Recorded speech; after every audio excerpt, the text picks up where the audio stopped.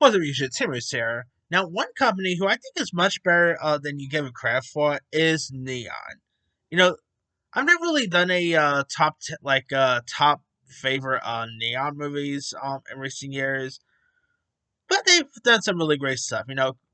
I think the first film I saw of theirs was that movie Colossal with Anne Hathaway, which was that kaiju film. Which, if you guys haven't seen Colossal, go watch Colossal.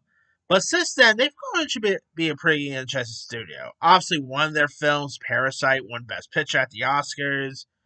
Could another film from them actually win Best Picture? Nora maybe? Who knows? So there was really like 10 films of Neon this year. So I'm actually gonna just narrow it down to just five instead. I'm of course doing my top five favorite Neon movies of 2025 because again, they've put out some really banger stuff this year. So here are my list. Number five is a film called Babes.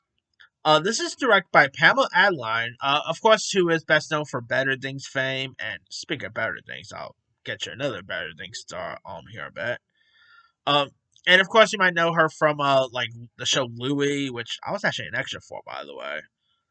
That I kid you not. The last episode of Louie was actually I was actually an extra for the last episode of Louie. Obviously, before the whole Louis C.K. stuff, happened and all. But anyway, of course, if you guys don't know much about Babes, it's where like after pregnant from one night stand, this woman named Eden like leans to her best friend and mother to guide her to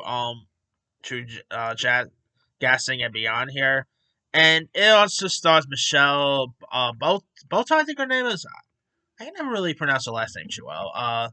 You also have Alana Glazer. You had some other cool supporting players too. Um, it's a really decent, nice little charming film worth giving a go. You also had Son Minaj was really good. Stefan James, Oliver Platt was pretty good in this. Very underrated show. Probably should have added this in my underrated list too. But Babies is a really decent little film worth giving a go. Obviously, a film about motherhood, friendship, and stuff. Really give it a go if you guys haven't seen it. All right, they killed it with the horror spirit this year because my next three are mostly horror centric. Number four is Cuckoo. Now, of course, star.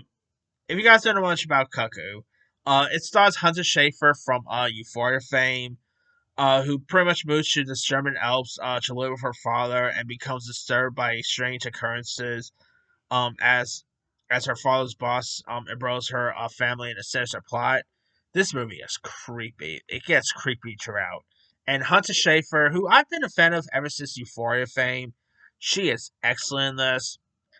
Martin, I can't remember his last name too well. Kostas, I believe he was the villain in one of the Bond movies. I think was it Casino Royale? I know he was one of the villains. Of course, Equalizer he was in. He's always been he's always these actors where faces you probably recognize but name you never notice. And he's one like he's pretty good in this. Here it gets pretty bloody throughout too. I mean, if you guys haven't really watched Cuckoo, definitely give that one a go. All right.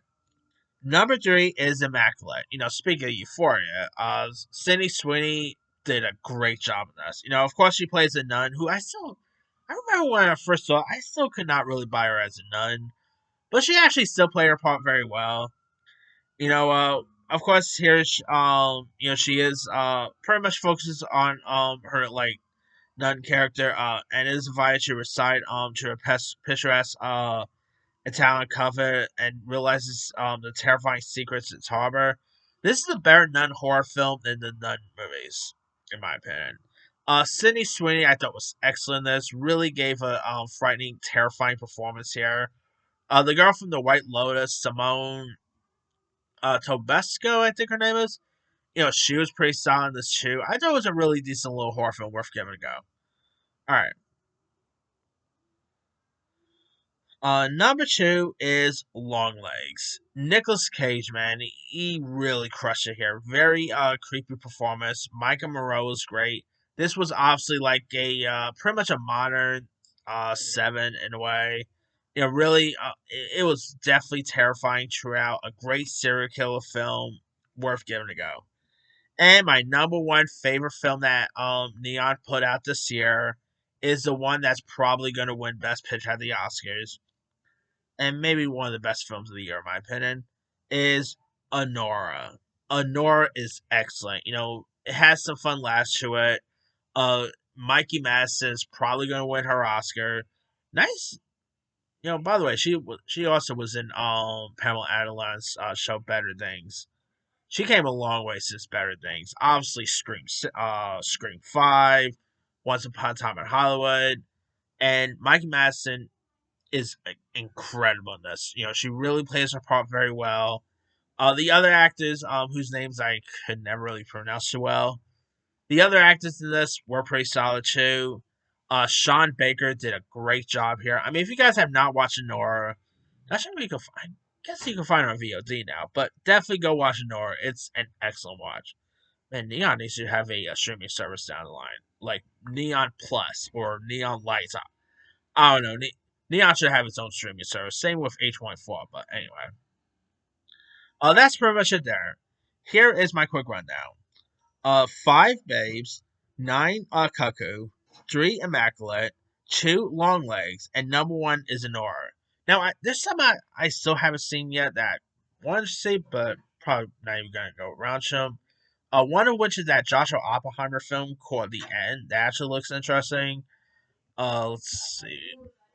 Neon Movies 2024. Uh, Shelby Oaks is next year. I can't wait to see that. There's a couple of documentaries they put out, like Bratz, the Brat Pack documentary. That was pretty decent.